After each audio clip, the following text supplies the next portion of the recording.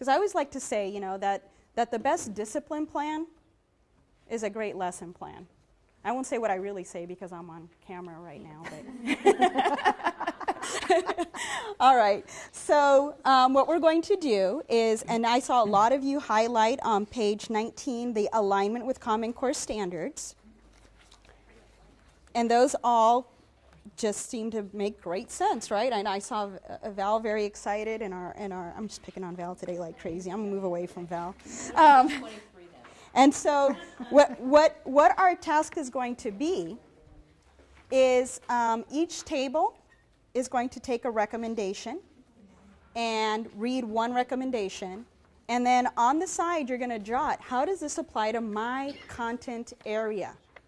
Because you're all working with reasoning and like recommendation number 1, discourse practices is number 2, complexity of language is number 3, treating everyday language and experiences as a resource, not an obstacle.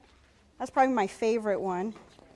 And then number 5 is uncover the mathematics in what students say and do. So let's go ahead then and have you take recommendation number 1.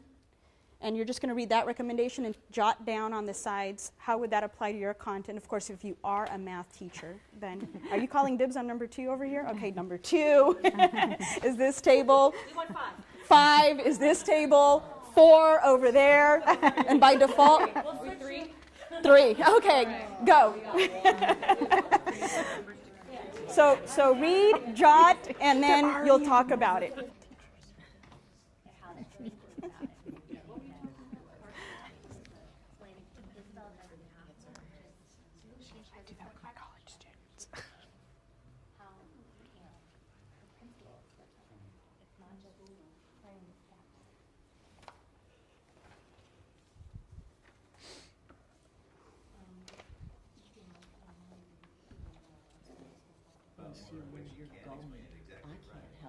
So okay, so is this more like, I'm thinking if I'm a student's doing this, okay, like practically in the classroom I'm doing this, right?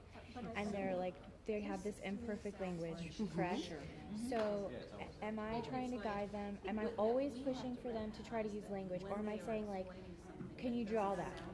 Well, we're going to do in a little bit an activity where there's going to be steps and equations. And if you can use the precise math language, great. But if you can't say, for example, distributive property, so that's a great example. Like, so if a student's explaining their reasoning and they don't use the word distributive property, but they say, I take this number and I share it with these, you know, then that's the imperfect language But it's okay. that is supporting the goal of participating in mathematical discussions. No, because wait, what I want what I want you thinking is, how does this translate into your photography instruction? How does you know what aperture means? Exactly. But and if I tried to explain that to you, honestly, I would not be able to explain it to you the way it was. But I know what that word is.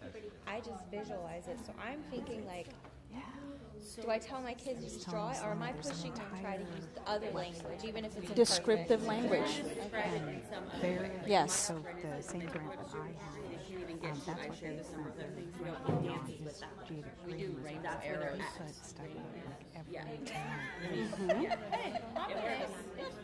Because at the end of the day, when I go to apply mathematical concepts, whether I can label it distributive property or not doesn't matter. It's, can I apply the concept, the development of math discourse with our English learners? And one of the things that's really halted English learners in making progress in math is because their language is so imprecise, they don't receive the specific feedback that they need to continue with their struggle, but with some support.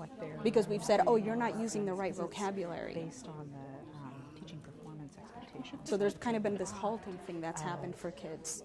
Knowing who your students are. So these are she just has these recommendations, and Annette was just sharing, this is also the product of one of the grants from the Department of Education that led to all of this. So it's her research, but it's deeply embedded in having worked with teams of math teachers. So, okay.